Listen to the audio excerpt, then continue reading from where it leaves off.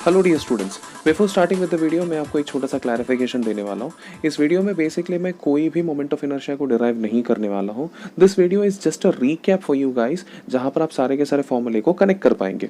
Okay, सबसे पहले मैं डिस्कस करता हूँ रिंग के बारे में। रिंग में इनिशियली ऐसा एक सिचुएशन डिस्कस करूंगा जहाँ पर रिंग का जो एक्सेस है, जिस एक्सेस पे से उसको रोटेट होना है, वो axis is passing through its centre and the axis is perpendicular to its plane. ऐसे सिचुएशन पे रिंग का moment of inertia mr square होता है। उसका डेरिवेशन मैंने पहले सॉल्व किया है, डिस्क्रिप्शन पर उसका लिंक भी मेंशन्ड है, जिनको देखना होगा यू कैन रेफर। दूसरा सिचुएशन जो है वहाँ सेम रिंग कंसिडर किया है, लेकिन वहाँ पर एक्सेस जो है उसके डायमीटर से पास हो रही है। इसको फाइंड करने का तरीका आपको फर्स्ट कंडीशन में जो रिंग का एक्सप्रेशन है उस एक्सप्रेशन को कंसिडर करना है, उस पर परपेंडिकुलर एक्सिस थ्योरम अप्लाई करना है, और परपेंडिकुलर एक्सिस थ्योरम अप्लाई करने के बाद सेकंड कंडीशन में जो वैल्यू दिया है एक्सिस पासिंग थ्रू डायमीटर, उसका moment of inertia half mr square आपको मिल जाएगा। थर्ड शेप अगर आप देखेंगे तो वहां पर एक्सिस जो है वो टेंजेंट से पास हो रही है। फाइंड करना बहुत ही ईजी है। सेकंड पॉइंट पर आपने डायमीटर का मोमेंट ऑफ इनर्शिया अगर आपको पता है, उसके साथ आप पैरेलल एक्सिस थ्योरम अप्लाई कर दीजिए, इजीली आप टेंजेंट का मोमेंट ऑफ इनर्शिया निकाल सकते हैं 3/2 mr स्क्वायर। फोर्थ शेप में अगर आप देखेंगे तो सेम रिंग कंसिडर किया है, एक्सिस वापस टेंजेंट से पास हो रही है। यहाँ पर एक छोटा सा डिफरेंस है, थर्ड केस में it was along the plane, fourth case में the axis is perpendicular the plane. मतलब यहाँ पर आपको क्या करना है, फर्स्ट केस में आपने जो देखा था रिंग का एक्सिस जहाँ पर परपेंडिकुलर टू द प्लेन था, उस कंडीशन को कंसिडर करना है, उस पर पैरेलल एक्सिस थ्योरम अप्लाई करना है, then you will get fourth case का answer as 2 mr square. Fifth case में जो है दैट इज अ डिस्क का मोमेंट ऑफ इनर्शिया होता है half mr square when the rotating axis is passing through its centre and perpendicular to its plane. इसका भी derivation का link मैंने डिस्क्रिप्शन पर मेंशन किया है, please go through it. Sixth case में यहाँ पर दिया गया है अगेन एक डिस्क ही दिया हुआ है, जहाँ पर एक्सिस जो है वो पास हो रही है उसके डायमीटर से।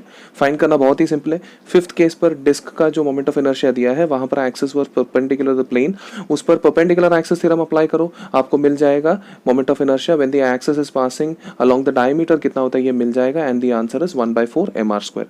सेवेंथ केस में यहाँ पर दिया हुआ है एक्सिस को पास करवाया गया है एक टैंजेंट में से, उसको भी फाइंड करना बहुत ही सिंपल है। सिक्स्थ केस पर जो आपका डायमीटर का फॉर्मूला है उसी केस को कंसिडर करो, उस पर पैरेलल एक्सिस थ्योरम अप्लाई करो, तो ऑटोमेटिकली आपको सेवेंथ केस का आंसर मिल जाएगा, दैट इज 5/4 mr स्क्वायर।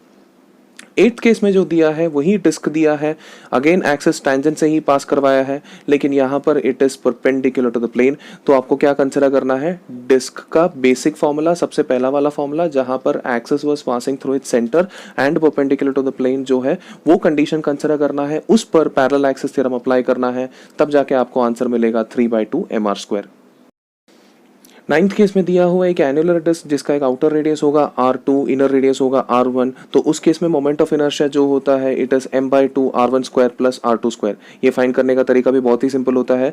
ये इमेजिन करो these are two different discs. पहले एक बड़ा वाला डिस्क ले लो जिसका रेडियस होगा r2, उसका मोमेंट ऑफ इनर्शिया निकालो with respect to central axis, and then छोटा वाला डिस्क निकालो जिसका रेडियस होगा r1, उसका भी मोमेंट ऑफ इनर्शिया निकालो, इन दोनों को सब्ट्रैक्ट कर दो, you will get your answer. Make sure कि आप लोग ध्यान में रखें कि मासेस दोनों का अलग अलग रहता है, मासेस कैलकुलेट करके आप आंसर फाइंड करेंगे तो you can easily proceed.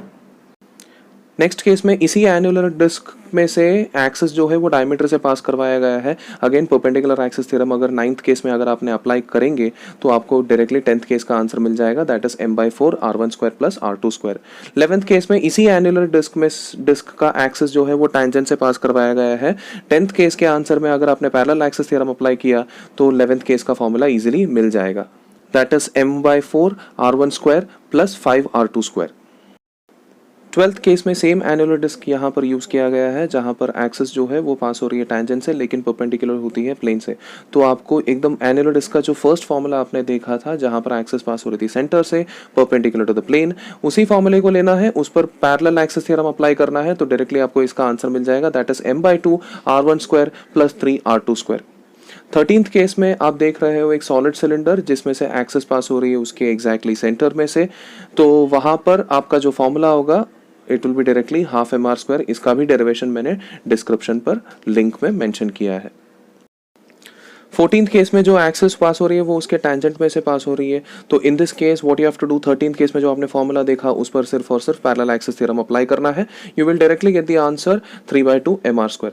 15th case में इसी सॉलिड सिलेंडर को लैटरली रखा गया है जहां पर उसका एक्सिस जो है उसके सेंटर ऑफ ग्रेविटी या फिर सेंटर ऑफ मास में से पास हो रही है। इसका जो फॉर्मूला होगा it will be m, bracket के बाहर अंदर आएगा L² by 12 प्लस R²by 4। इसको याद रखने का टेक्निक बताता हूँ। ml²by 12 इज रॉड का मोमेंट ऑफ इनर्शिया, तो सिलेंडर को रॉड जैसे कंसिडर करेंगे तो वो फॉर्मूला इजीली आ जाएगा। देन डिस्क के डायमीटर से जो पास हो रही थी उस एक्सिस में moment of inertia was mr²by 4। यहाँ पर इन दोनों का एडिशन हुआ है। 16th केस में अगर आप देखेंगे तो you can find again the same solid cylinder जो लैटरली रखा गया है just like 15th case. The only difference is यहाँ पर एक्सिस जो है कोने से पास हो रही है। So the answer is also very simple. आपको 15th केस में जो फॉर्मूला आपने देखा है उसी को पकड़ना है, उस पर पैरेलल एक्सिस थ्योरम अप्लाई करना है। You will get this answer as m, bracket के अंदर L² by 3 plus R²by 4। 17th case में अगर आप देखेंगे तो सिलिंड्रिकल शेल दिया हुआ है, that is nothing but hollow cylinder. उसका फॉर्मूला होता है mr² when the axis is passing through its centre. इसका भी डेरिवेशन मैंने लिंक पर मेंशन किया है। 18th केस में वापस सेम सिलिंड्रिकल शेल आया है जहां पर एक्सिस पास हो रही है उसके टेंजेंट में से। वेरी सिंपल, पिछले केस में जो भी आपने मोमेंट ऑफ इनर्शिया देखा उस पर पैरेलल एक्सिस थ्योरम अप्लाई करो, ये आंसर मिल जाएगा, that is 2mr²। 19th case में आप सेम सिलिंड्रिकल शेल को देख रहे हो लेकिन यहाँ पर उसको लैटरली रखा गया है। तो ऐसे केस में जैसे पिछली बार मैंने याद रखने का टेक्निक बताया, सेम स्टोरी यहाँ पर भी यूज़ करना है। आपको इसको रॉड की तरह कंसिडर करना है तो ml²by 12 आपको याद आ जाएगा। देन रिंग के डायमीटर से जो एक्सिस पास हो रही है तभी मोमेंट ऑफ इनर्शिया होता है mr²by 2। यहाँ पर इसका आंसर इन दोनों का कॉम्बिनेशन होता है। m ब्रैकेट के बाहर ब्रैकेट के अंदर आएगा L² by 12 plus R²by 2। 20th case में वापस एक सिलिंड्रिकल शेल यूज किया गया है जहां पर उसका एक्सिस जो पास हो रही है वो एक कोने में से पास हो रही है, लैटरल रखा गया है। तो 19th केस में जो आपने फॉर्मूला देखा उस पर पैरेलल एक्सिस थ्योरम अप्लाई करेंगे तो 20th केस का आंसर मिल जाएगा, that is m L²by 3 plus R²by 2। 21st case में क्या दिया हुआ है, एक हॉलो सिलेंडर दिया हुआ है जिसका एक इनर रेडियस भी होता है और एक आउटर रेडियस भी होता है। तो यहाँ पर आपको इंटीग्रेशन से आंसर निकालना है। तो एक्सिस अगर उसकी एग्जैक्टली एक्सिस में से सेंट्रल एक्सिस में से पास हो रही है then the moment of inertia becomes m/2 bracket के अंदर R1² प्लस R2²। इसको फाइंड करने के लिए आप सिर्फ एक काम कीजिए, एक हॉलो सिलेंडर एलिमेंट कंसिडर कीजिए, उसको इंटीग्रेट कीजिए R1 से लेकर R2 तक। मूविंग टू द 22nd केस। 22nd केस में सेम सिलेंडर कंसिडर किया है जिसका एक इनर एंड आउटर रेडियस होता है। फर्क सिर्फ इतना है कि एक्सिस टेंजेंट से पास हो रही है। पिछले केस में पैरेलल एक्सिस थ्योरम अप्लाई करेंगे तो इस केस का आंसर मिल जाएगा, that will be m/2 R1² plus 3R2²। 23rd case में we have a solid sphere, उसके डायमेट्रिकल एक्सिस में कितना मोमेंट ऑफ इनर्शिया है ये पूछा गया है। The answer is 2/5 mr²। इसका डेरिवेशन मैंने लिंक पर मेंशन किया है। 24th केस में we again have the solid sphere, इस पर एक्सिस जो है वो उसके टेंजेंट से पास हो रही है। तो बहुत ही सिंपल है, 23rd केस का जो आंसर है उस पर पैरेलल एक्सिस थ्योरम अप्लाई कर दो, आपको 24th केस का आंसर मिल जाएगा, दैट इज 7/5 mr²।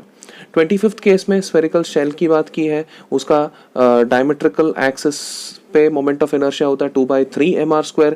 इसका डेरिवेशन भी मैंने लिंक पर मेंशन किया है। 26th केस में वापस स्फेरिकल शेल ही कंसिडर किया है जहां पर एक्सिस टेंजेंट में से पास हो रही है। बहुत ही सिंपल है, 25th केस में जो आपने फॉर्मूला देखा उस पर पैरेलल एक्सिस थ्योरम अप्लाई करो तो इसका आंसर मिल जाएगा, दैट इज 5/3 mr²।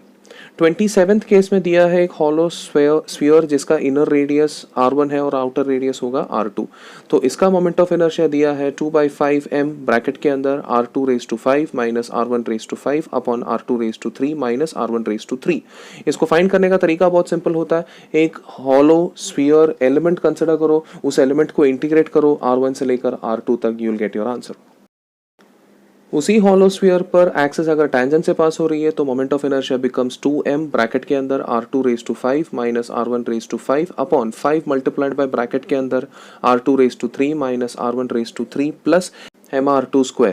इसको फाइंड करने का तरीका होगा parallel axis theorem. 27th case में पैरेलल एक्सिस थ्योरम अप्लाई कर दीजिए, आपको 20th केस का आंसर मिल जाएगा। 29th केस में उन्होंने दिया एक थिन लॉन्ग रॉड, इसका भी डेरिवेशन मैंने लिंक पर मेंशन किया है, the answer is 1/12 ml²। 30th case में इसी लॉन्ग रॉड पे अगर एक्सिस कोने से पास हो रही है तो दिया है मोमेंट ऑफ इनर्शिया 1/3 ml²। ये फाइंड करने का तरीका 29th केस पर पैरेलल एक्सिस थ्योरम अगर आप अप्लाई करेंगे तो आपको आंसर मिल जाएगा। 31st केस में दिया है एक रेक्टेंगुलर लैमिना जिसमें से एक्सिस अगर पास हो रही है उसके सेंटर से लेकिन परपेंडिकुलर टू द प्लेन, तो moment of inertia becomes 1/12 m bracket के अंदर l square plus b square. इसका भी डेरिवेशन मैंने लिंक पर मेंशन किया है। इसका डेरिवेशन जो मैंने किया है वो एक पर्टिकुलर वीडियो है जहां पर I am training how to apply moment of inertia theorems, that is parallel axis theorem, perpendicular axis theorem को कैसे अप्लाई करना है, इसके ऊपर मैंने एक वीडियो बनाया है। उस वीडियो के अंदर आपको ये मिल जाएगा। 32nd केस में दिया है अगेन सेम लैमिना दिया है, एक्सिस वापस परपेंडिकुलर टू द प्लेन है लेकिन इस बार वो पास हो रही है टैंजेंट से लेकिन mid point two the bread. तो आपको पैरेलल एक्सिस थ्योरम अप्लाई करके इसका आंसर आप निकाल सकते हैं। The answer will be m/12 bracket के अंदर 4l square plus b square. 33rd case में भी सिमिलर चीज ही किया हुआ है, फर्क सिर्फ इतना है कि इस बार जो है एक्सिस लेंथ के मिड पॉइंट से पास हो रही है, वो भी टैंजेंट है, वहां पर उसका आंसर हो जाएगा m/12 l square plus 4b square. 34th case में इन्होंने एक रेक्टेंगुलर पैरेललोपाइप यूज किया है जिसका लेंथ, ब्रेड्थ और थिकनेस LBT के फॉर्मेट में बताया गया है। अगर एक्सिस पास हो रही है उसके सेंटर से और पैरेलल होगा उसके लेंथ से, देन होगा moment of inertia m/12 bracket के अंदर b square plus t square. अगर पैरेलल होगा ब्रेड्थ से, देन होगा moment of inertia m/12 bracket में l square plus t square. अगर पैरेलल होगा थिकनेस से, देन होगा उसका moment of inertia m/12 bracket के अंदर b square plus l square. ये निकालने का तरीका बहुत सिंपल है। आप हर टाइम जो भी एक्सिस कंसिडर करते हैं उस पर इसके 6 फेसेस हैं, 6 के 6 फेसेस की वजह से individual moment of inertia calculate करो, उन सभी को ऐड कर दो, आ जाएगा आपका आंसर। लेंथी जरूर है लेकिन सिंपल है। इसको याद रखने का टेक्निक बता देता हूँ। आपने अगर ऑब्जर्व किया होगा, एक्सिस जो भी डायमेंशन से पैरेलल है वो डायमेंशन मोमेंट ऑफ इनर्शिया के अंदर आपको नहीं मिलेगा, बाकी के दोनों डायमेंशन के स्क्वायर्स को ऐड किया गया है। That is the only technique. 35th case में भी सेम पैरेललोपाइप दिया हुआ है जहां पर एक्सिस पास हो रही है उसके टैंजेंट में से, लेकिन पैरेलल टू लेंथ का कंडीशन अलग है, ब्रेड्थ का कंडीशन अलग है एंड थिकनेस का कंडीशन अलग होगा। पैरेलल टू लेंथ जब होगा फॉर्मूला बिकम्स m/12 ब्रैकेट के अंदर 3l square plus b square plus t square. Parallel to length है इसलिए 3 सिर्फ l के साथ आया। पैरेलल टू ब्रेड्थ होगा तो m/12 ब्रैकेट के अंदर l square plus 3b square plus t square. इस बार 3 जो है b के साथ आया। सिमिलरली नेक्स्ट केस में 3 मल्टीप्लाई होगा थिकनेस के साथ।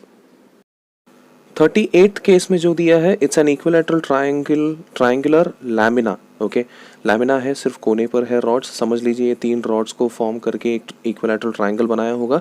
तो पूछा है कि मोमेंट ऑफ इनर्शिया कितना है जब एक्सिस पास हो रही है उसके सेंटर में से and perpendicular to the plane. तो आप एक काम कीजिए, इंडिविजुअल रॉड्स की वजह से कितना मोमेंट ऑफ इनर्शिया उस पर्टिकुलर एक्सिस में होगा करके फाइंड कर दो, उसको मल्टीप्लाइड बाय 3 कर दो, आंसर आ जाएगा आपको। 39th केस में दिया है right angled triangular lamina of sides ABC। हमें मोमेंट ऑफ इनर्शिया निकालना है जब एक्सिस पास हो रही होगी उनके साइड्स में से।